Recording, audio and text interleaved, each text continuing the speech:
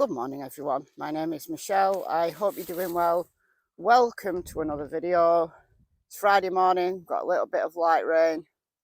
I think we're going to get a whole lot more today, which is good.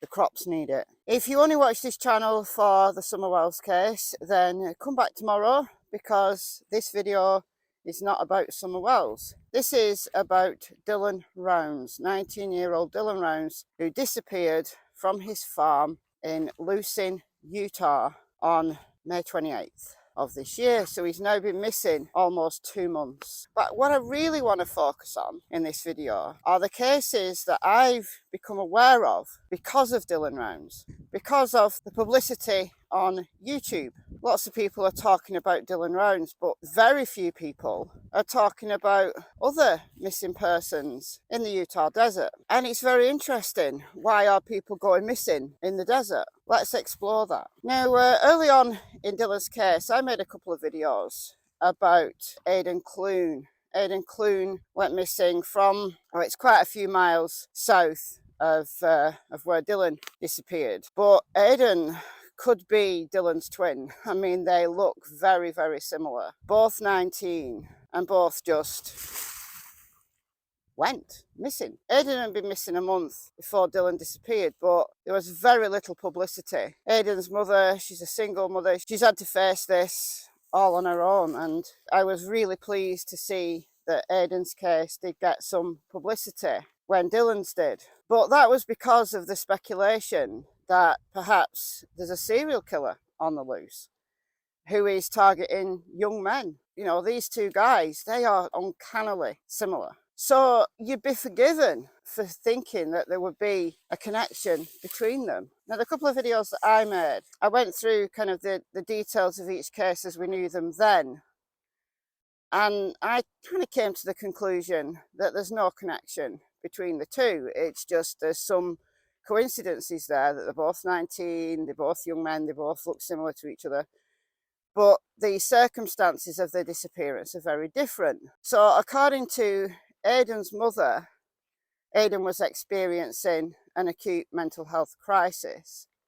He'd been experiencing mental ill health for a while. He travelled east from California to Salt Lake City, Utah, to go and spend some time with his grandparents. Was just in a real crisis. It looks like he was trying to make his way home, and his vehicle was discovered the side of a road, and I speculated that he was in the throes of psychosis, perhaps developing schizophrenia, because schizophrenia is a condition that does tend to manifest itself in late adolescence or early adulthood. And Aidan is exactly the age when schizophrenia does start to manifest in most people. I mean, some people get it younger, some people don't get it until they're older. But they're unusual cases. I mean, one of my family members has schizophrenia, and it manifested itself in him when he was 19.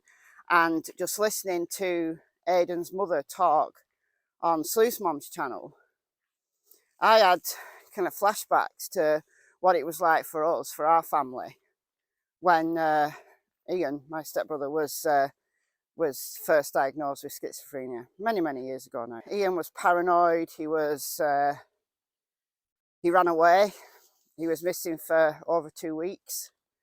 And he was located by the police over 350 miles away in a town right up at the north of Scotland called Inverness, which he had no connection to whatsoever that we could ever glean, and he could never explain why he went there. Aidan sounds like that person, and fortunately for my family, you know, we got our family member back because the police put out, you know, a national call. He was considered a vulnerable person because although he was an adult, he was schizophrenic. He hadn't taken any medication with him. He'd made one withdrawal from his bank, and then his bank just went dead. It was the days before mobile phones, so that wasn't a thing then. Days before the internet. But for Aidan's mother, the things that she said reminded me a lot of Ian about the paranoia thinking that people were watching him and thinking that he wasn't safe. And it's so sad that Aidan was perhaps even watching, probably panicking in the throes of a mental health crisis. Maybe he even saw them come and find his vehicle, and that played into his paranoia. But Aidan's not been found. He's still out there somewhere. But the publicity into his case has just died down so much that you kind of think, will he ever be found now? Dylan Rounds is a very different case. You know, Dylan was a very driven young man. The very day that he disappeared, the last proof of life, the last hearing of Dylan's voice by any member of his family was at 6:50 in the morning in a call to his grandma, when he said, I've got to put my seed truck in the grain shed because I don't want my seed to get wet. It's going to rain. You know, we've got 3 people in jail for unrelated issues, not for Dylan's disappearance in any way, but one of them, James Brenner, has been named a suspect. And then we've got Chase Venstra and his friend Robert, both in jail. Chase Venstra, his arraignment has been postponed 3 times now. It's strange. Anyway, don't know what's going on there. I think the main motive for Dylan's disappearance is actually financial. That he wasn't, he was a bit of a cocky young man. Whether it's Jim or Chase and Robert or somebody else completely, Wadsworth, we don't know. But it's a very different case than that of Aidan Clune. But there are a couple of other cases that are more similar to that of Aidan Clune. And I've seen very, very few people talk about this. And this is ex-Marine Cassie Bokslag. He's from Salt Lake City. It feels very similar to Aidan in a way, that he's just gone. Boxlag left his apartment in South Salt Lake June 6. According to police, it was the last time there was any sighting of him. His car was found near the Utah-Wyoming border 2 days later. The car's license plates were missing. It was done very deliberate. It was done without a rush because the screws were put back in. Whoever did it took their time to take these plates off. The license plate is a Ski Utah plate with the number E068FE. But what the news have reported is that he bought a gun a day before he disappeared. Now, his dad's been interviewed, and his dad doesn't think it's that relevant because he wanted a gun. He was going to get a gun anyway. We were aware that he had a desire to buy a handgun. He went shooting with his youngest brother many times on the shooting range, and he thought to buy a gun just for that, shooting practice. Coincidences happen, but I don't know, you guys. On the family's website, they listed some of the items Casey should have had with him, including the gun, a keychain, his backpack, and other accessories. All are missing. South Salt Lake police say they have no evidence of foul play, and for now, it's just a missing persons case. The worst thing I can imagine, apart from losing a child, would be having a child go missing and suspecting the dead and never knowing what happened to them. But there's yet another case. A man in his 30s, again missing in the desert, missing since 2019. His family are desperate for answers and very little publicity. This is Matthew J Bronco, and this is bizarre because 6 days after Matthew was last heard from, his little dog, little Dachshund, little wiener dog, was found just wandering like a couple of miles away from his vehicle and alive and well. So this little dog has survived the elements. Now, little wiener dog can get into, crevices and probably find somewhere comfortable to sleep. The thing that I'm questioning then is how many people are actually going missing in the desert in that area. Like, none of these cases I would have heard of, and presumably you might not have heard of either, had it not been for the very different disappearance of Dylan Rounds, which has put somewhat of a spotlight on the area, on the Utah desert. But this place is vast. So is it that people who are experiencing a mental health crisis, or who break down, who have some, breakdown psychologically, or breakdown physically, the vehicle breaks down, they go out and try and get help and they succumb to the elements? But in Matthew's case, his dog didn't. His dog didn't succumb to the elements. So is this a place where people go to end their own life? Like there's some kind of representation of the desolation that they feel that's represented by the desert. Does that make sense? It's been said that a lot of people who go missing, who are in a mental health crisis, will go to what I call the end of the line. They'll either go to a place where they used to know and have some kind of connection with. They'll go somewhere that represents something to them, like the desolation of the desert. Or they'll literally go to the end of the line, like they'll go to the coast, or they'll go as far as a particular railway will take them. Does the desert represent that to some people? Now, Aidan, I think, was trying to get home just by looking at his route. But Cassie and Matthew, no idea. But how many more people are out there?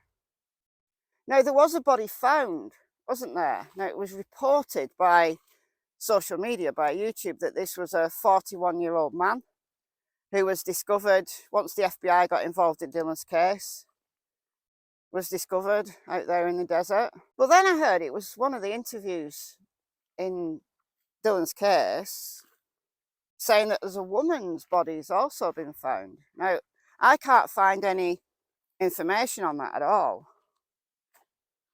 So has there two bodies been found, a man and a woman, in the process of looking for Dylan Rounds?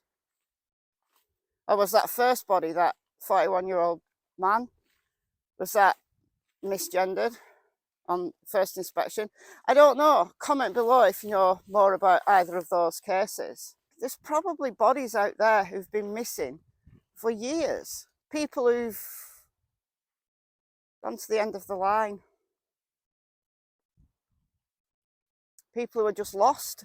Anyway, guys, I'm a bit kind of introspective today because, missing persons means a lot to me. I had that missing family member, Ian, many years ago now. But we got him back. And I've lost a son. I've lost a son to crime. So gravitating towards these cases, I really feel for the families, the loved ones, and every missing person. Everybody who's missed and lost deserves answers, and it's so sad that people just get forgotten. There's a little bit of publicity and then it's gone again. There's cases that social media latches onto that, it's unusual, or people are prepared to speak out. So there's something for YouTube channels to talk about. We've seen this in the last 13 months with Summer Wells. We're seeing it at the moment. We're seeing it all play out with Dylan Rounds as more and more people are prepared to speak out. We've had a couple of women speak out who knew Candice Cooley. We've got Jim Terry, the PI who was originally employed by the Rounds family, who is kind of bringing people out of the woodwork, so to speak. The Wadsworths are speaking out. The Wadsworth family are speaking out. So it's something for channels to talk about. And it captures people's imagination. It captures people's desire for the drama. There's a drama element involved as well. But, okay, that's fine. That's what social media does. But let those cases help the publicity for other cases. So today, I want us all to just take a moment to think about Aidan Clune, Cassie Bokslag, Matthew J Bronco, and everybody else lost in the desert. And on that note, guys, let me know what you think in the comments below. I've been Michelle. Hope you're well. See you in the next video. Goodbye from Miss Tillington. You're full of weeds. Look at, full of seeds. What are you trying to do? Sprout them? And Miss Cassie Spring. It will also be full of seeds. Bye, guys.